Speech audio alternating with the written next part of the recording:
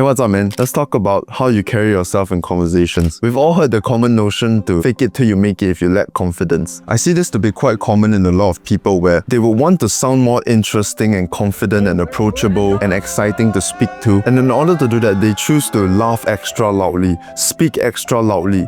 You know, almost like they're pretending to be somebody. And they fidget a lot on the spot. When they speak to someone, they stick their neck out and then they bring it back and they do all these overly expressive things. It's kind of fucking terrifying. If you're doing that, what you're trying to do is pretending to be charismatic without actually developing the skill. You know, maybe you're in class with your friends, with your boys, and there's a girl you like, and then you start getting louder than usual for no reason. You start laughing louder than usual. You start trying to act like your conversation is incredibly exciting and they should be invested in your conversation. And in order to seem extra relaxed, maybe you start to swing your arms all over the place. You start to become overly expressive. Your friend tells a fucking mediocre joke and you die of laughter. And then maybe in the midst of that, you catch yourself and then you go quiet again. I have a friend and he's probably watching this right now. He likes to kind of put his arms together like this and then he'll stick his neck out when he speaks to people.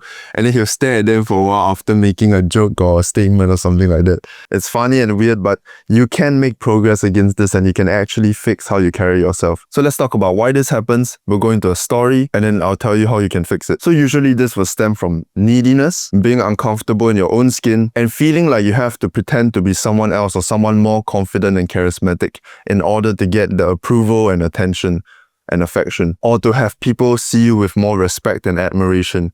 So you have to play that role of the more charismatic and confident. But if your attention is solely on how you appear on the outside and forgetting about who you actually are on the inside, what happens is your body starts to imitate what confidence is in your imagination. So you start to bring out your fake smiles, your overly loud laughs, and your retardedly wide gestures. And through this front, you're not actually there connecting with other people. You're having conversations with the ulterior motive of getting them interested in you. And you're trying to prove to other people that you're confident. When I was growing up, mid-conversation, I would try to seem more relaxed. Like I would realize my anxiousness building up. So I would purposely command my body to look as relaxed, as confident as possible. And how do you think I tried to do this? I tried to feel less stiff by moving my arms more. I tried to feel less anxious by being more loud, being more boisterous, speaking at a higher pitch and speaking more. And if there were girls nearby that I wanted to impress or people nearby that I wanted to look more respectable and admirable around, I would make my jokes extra loud.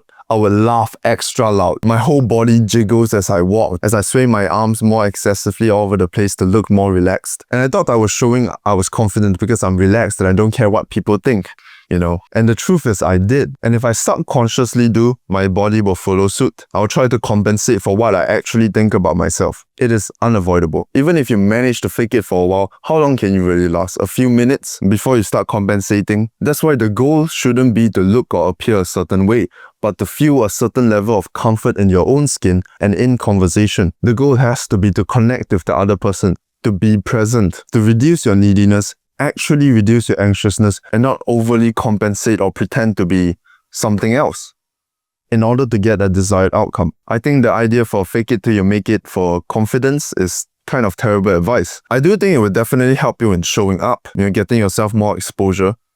But the progress you make in your actual confidence is very little because you're not showing up as who you are. You're showing up as an imagination of what confidence should look like. People are usually very afraid to show that they are nervous, right? And sometimes you fidget because you can't help it because you're nervous.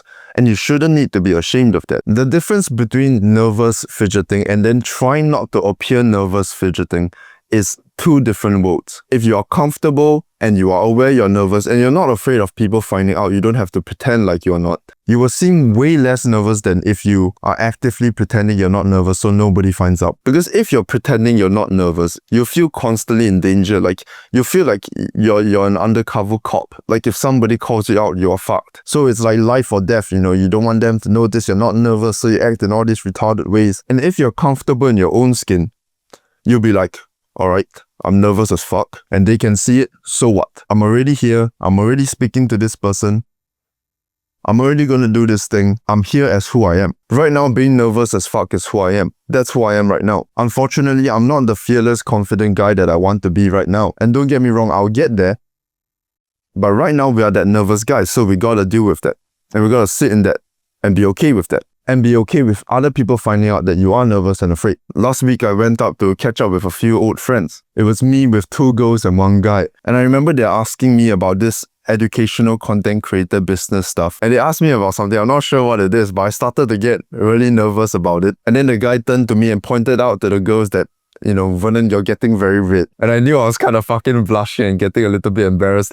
But you don't have to take those things very seriously, like they impact how people would approve of you and things like that, So all I did was smile and then say, yeah, I'm really passionate about this thing. Let that nervousness be a part of you. If you feel incredibly ashamed to feel any kind of strong emotion towards anything, and you're afraid of expressing those emotions because they would mean some level of weakness, instead of integrating those emotions into who you are as a person, and you try to resist that part of you actively, you will burst out in very, very strange ways. You will become more confident by knowing that you are nervous, letting yourself sit with those nervous feelings, and then choosing to do the thing anyway while being nervous, while they can all see you're nervous. Avoiding your emotions and fears and trying to hide them, and making sure nobody ever finds out that you're secretly nervous, or finds out that you're a fraud and you're not as confident as they thought. If you hang on to that idea, then it's like putting a Mentos in a Coke Zero bottle, and then after that, putting the cap on. They're gonna explode in the most autistic ways imaginable, and it'll be absolutely beautiful.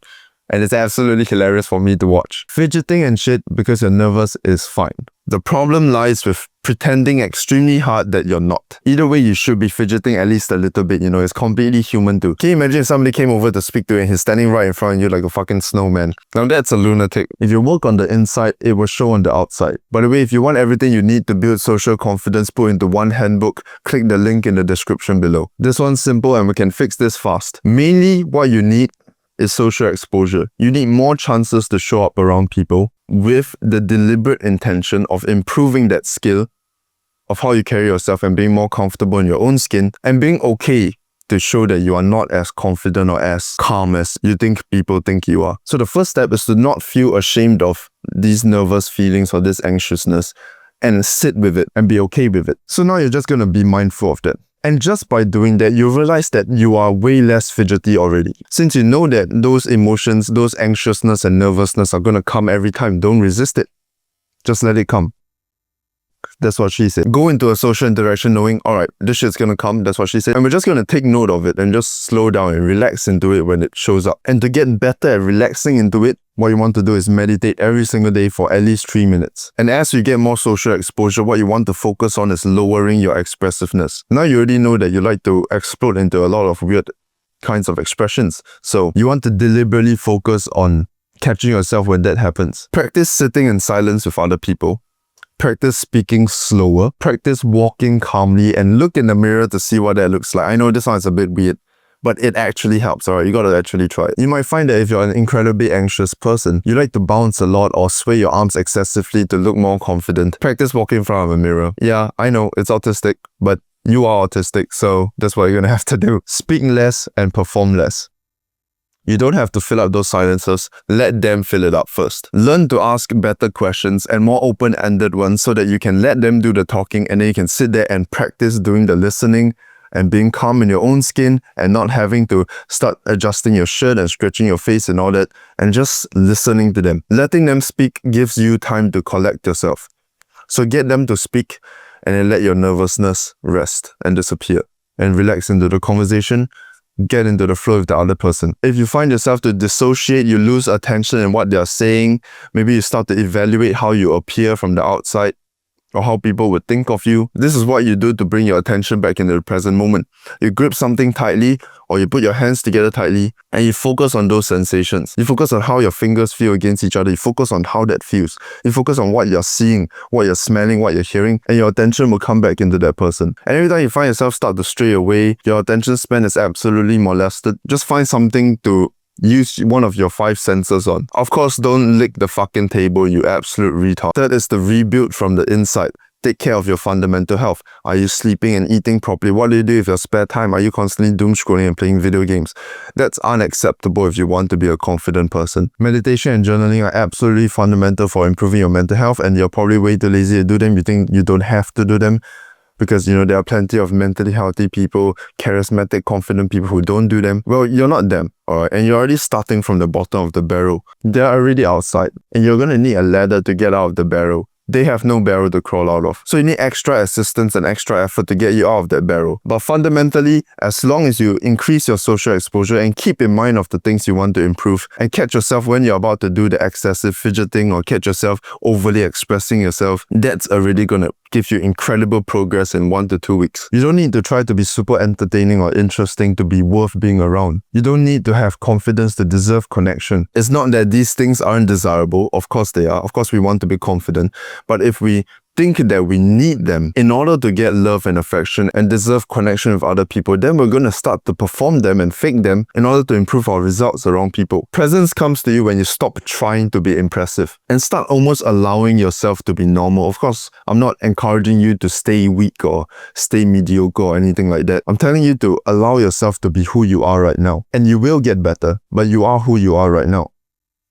And you can't resist that. You can't fake yourself out of that. You don't have to show that you are special. If this helped you, I'll put everything I know about social confidence into one handbook. Link is in the description below. You got this. I love you. Good luck. It's a better world.